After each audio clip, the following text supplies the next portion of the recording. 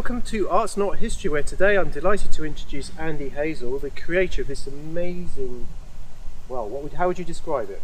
I describe it as the Dazzle ship. Could you tell us a little bit about the inspiration for this amazing work? The Dazzle ship came about because I bought the bottom bit from a man called Bulky, who had it in his scrapyard. And then I found it in a line of welding on the top, the MV Brabant.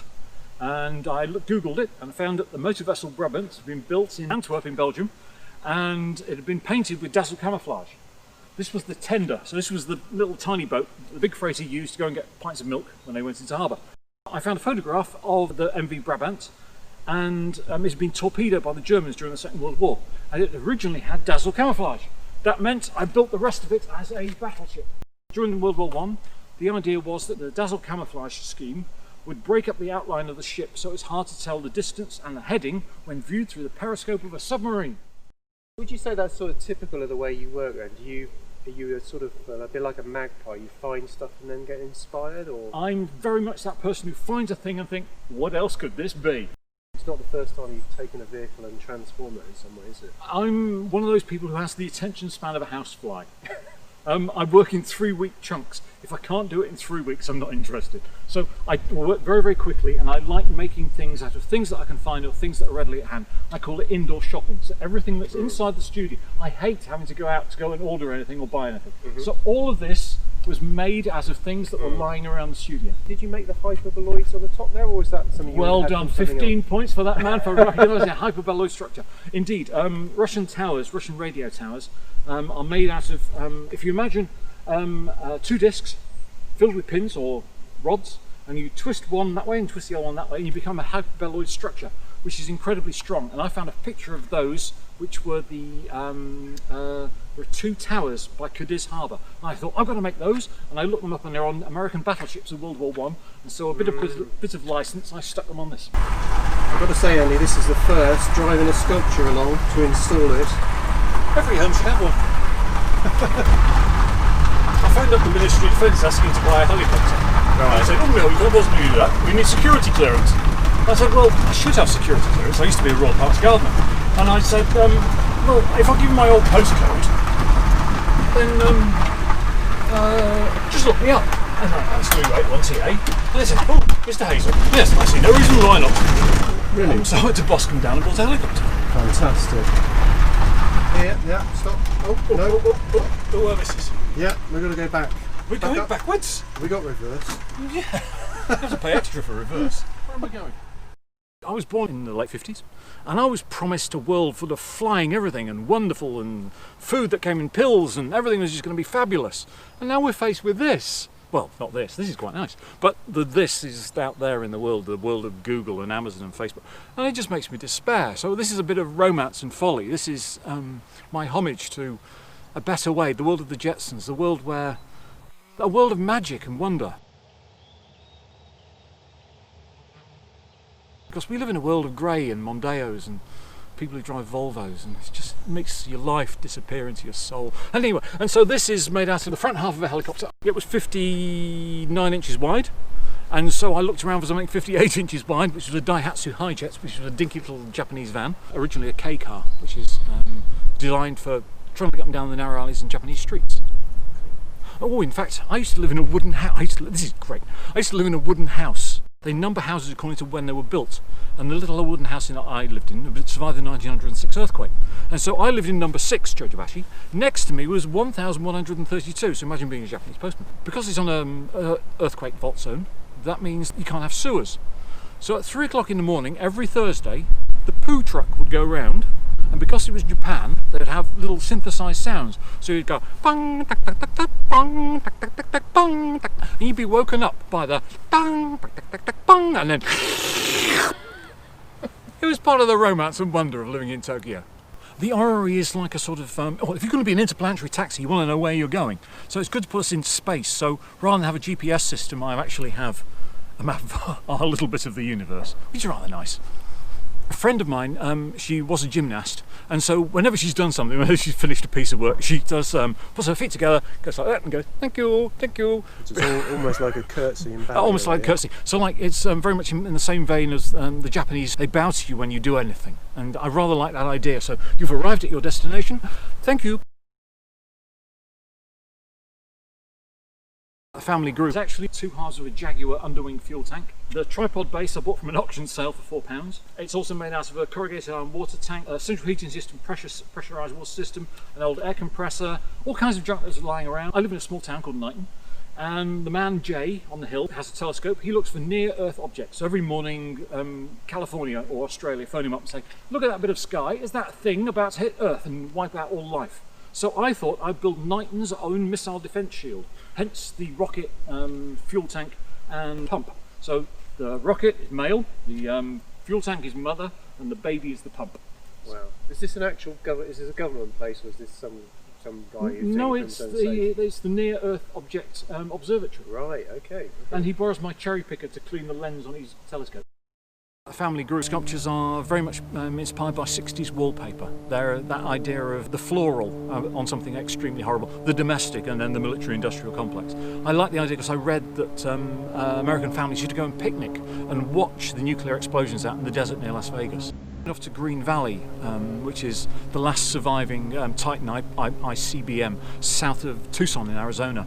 And everything in the whole building is mounted on springs. It's like a Fred Flintstone world. When the rocket was launched, the whole ground would shake, the whole concrete silo in which it was built. So the desk is on springs, the telephone is on springs, and even the pen holder on his desk is on springs. The whole building is just on springs, a big wobbly world. It's just brilliant. To have all this stuff around you, how does that affect the way you make things and work as an artist? I describe it as having my brain on the outside. So if I have to think of an idea, I have to walk around the building, and the serendipitousness of the connections that your brain makes between the things. Everything in here is always vaguely connected because either aesthetically, culturally, or economically, they're all strung together in my brain in a different order. There's a whole matrix of interlinking thoughts behind all this stuff. And so when I'm wandering through the building, they go, "Ah, so this thing that I'm building for Boston and Lincolnshire, it could have an element of industrial shipping container, or it could be something small and filigree." And so it's doing that, but makes connections in my brain, which is why I have all this stuff. You've also got all of your making facilities as well, haven't you? Everything that I need is in this building. I regard it as a defeat if I have to go shopping for anything. So I like to be able to build something from getting up in the morning, thinking I want to make that, and I can make the entire thing without having to leave the building. It's perfect. Every possible electronic component's in the shed, or on that floor over there, or the basement's entirely filled with steel and wood and planks and beams, and yeah, everything you could possibly want is in this building. All the tools necessary, which is great. Plastic washing up bowls and traffic lights, geology boxes and traffic pigeons. For the man who has everything.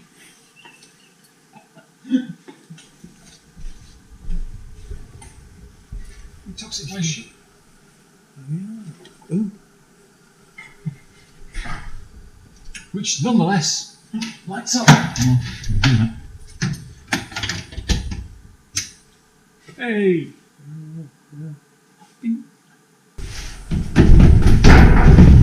Yeah, should you want to be a Freemason, I've got the Freemason's stick and holster and all very masculine.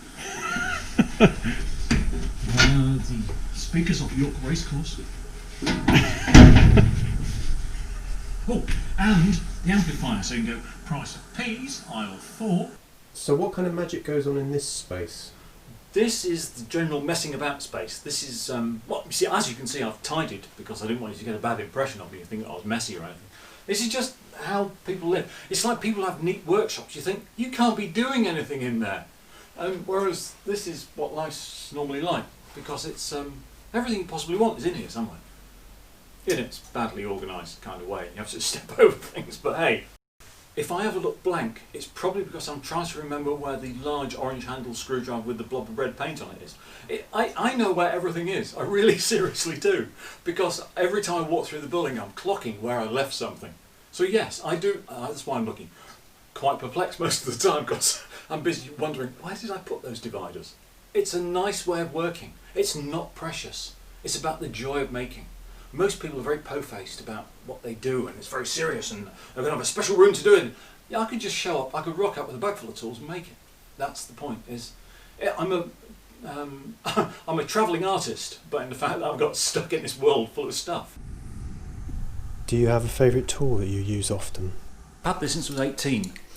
Probably because my dad gave it to me, and it was when I went to art school. It's one of those magic things. Your dad gives you a toolbox with some spanners and a pair of pliers in it, and I've still got the Stanley knife. It's had so many layers of paint. I spray it orange because it's bald. It was completely free of paint, so I sprayed it orange so I could always find it. But it's just such a nice thing to use because it's designed by somebody who uses tools. Some things just fit nicely in your hand. It's a bit like I was saying that Jesus would have had a 9.6 volt Makita. Makitas were perfectly balanced. Can I just go and find one? I'll go and get one. Back in a sec. I'll show you.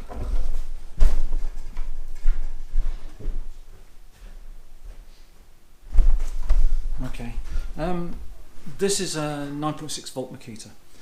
They were designed in the 90s, and they're perfectly balanced. So it balances perfectly on my finger. So when you're drilling, there's a little notch here as you sit in there, so you're pushing in a straight line. It's exactly when you're using a handsaw. You hold the grip, you point your finger, you naturally follow it. You can't put a screw in wonky with a 9.6 volt Makita. New Makitas are designed by idiots, complete numpties, people who don't use tools, people who sit with computers rather than people who use them. Because they're just horrible. Everything's just like a great lump on the end of your arm. You can't help but put the screw in wonky. The world's designed by idiots. As you can tell, I take good care of all my tools at all times. Undoubtedly true that you've got an amazing collection of stuff, not least of which is the jet engine, but that's actually sat next to a table with jam jars screwed and bolted to it. Could you I can make it light up. Can you? Of course we can. When in doubt, make it light up. All we have to do is find the plug on the end. This is Hive, domestic objects. I've always loved Formica tables. Oh, incidentally, Formica is called Formica because it was a replacement for mica, because mica was used in the radomes of American planes. There we go. Ding, ding. I like things as objects, as things that are key parts in our history, things that which go unnoticed. And it's a Viper jet engine, which was axial spool. It's the first jet engine. Incidentally, after the war, Churchill gave the Russians the plans. And so a few years later, during the Korean War, our planes were being shot down by MiGs with this engine in it. So looking around a lot of the artworks you make, it feels like there's a kind of cataloguing of life's events and life stuff going on. For example, with the light work above you. There's a certain irony to this because now plastic waste has become sort of the top of our new agenda. This was made because 30 years ago I went to the west coast of Ireland, and it was a beautiful day, and there's Inch beaches, like this great bar of white sand, and it wasn't for once raining in Ireland, and it was covered in dead cattle, human excreta, and plastic bottles. Hundreds and hundreds, because the Gulf Stream had brought it all across. And I gathered them all up and took a photograph in the bright sun. This idea of the light behind the bottles just made it quite amazing. There's a beauty in the translucence of the waste. I collect the bottles, but like the bottles themselves, they're punctuated, the blue ones either end. So I've got cardboard boxes entirely filled with them. I've got hundreds upstairs in the loft, just because I like them, because of the translucence, the glow. There's just a nice warmth that comes from the plastic bottle. And nowadays, what I really noticed was that colours nowadays are much more acidic, whereas colours in the old days were much more natural, and they were done with a design flair, whereas now everything is just, we do because we can, not because we should. I spend most of my life as a public artist making things out of stainless steel because it's the only thing that can survive in a urban landscape, because it gets graffitied, it gets trashed, skateboards across it. Somebody in fact shot a sculpture that was in Caerphilly. Somebody piled a sofa on it and set fire to it. Somebody drove a stolen Ford Mondeo into a thing in Blackburn. So yes, so it's nice to make things which are temporary, which then you can paint radically, because I love colour.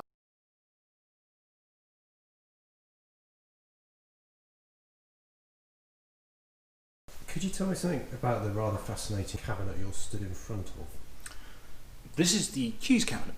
I bought a triangular cabinet from the auction sale for the princely sum of £12, brought it home and realised I had nothing triangular to put in it. So naturally enough, I made wooden cheese and painted it, subtly. There's Samagö, Gorgonzola, and all other exciting cheeses from across the world. It's just the whole sort of family tree of things. So always like the Wunderkammer, the idea of the Victorian cabinet of wonders. And once you started collecting, you start to notice things, and then when you started many of them, and then you realise you've got 5 of them, and then you realise you've got 3 shopping bags entirely filled with them. Because I was a courier in London, and I was always seeing them on the road, and I started to stop and collect them. And every day I'd pick up 2 or 3.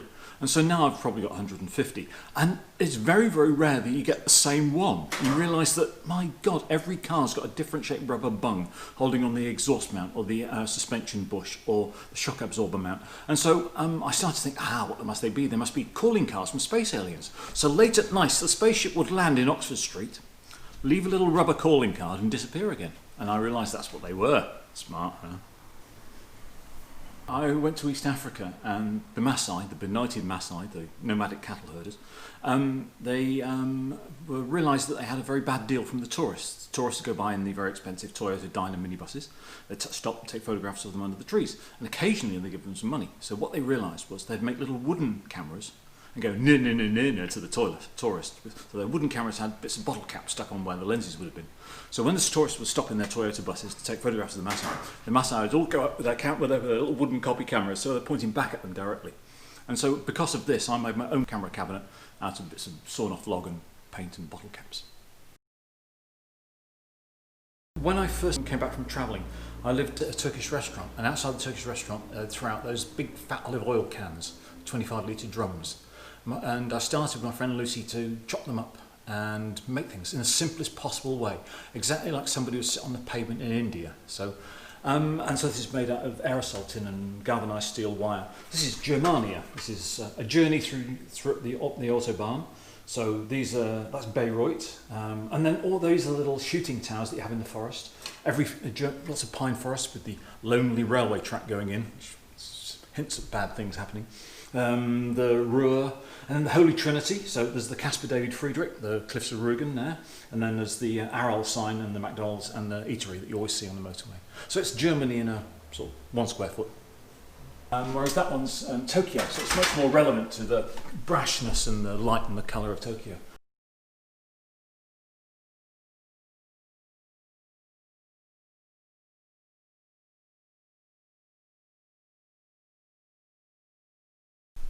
Discount Medicare. Virgin Healthcare providers to us all.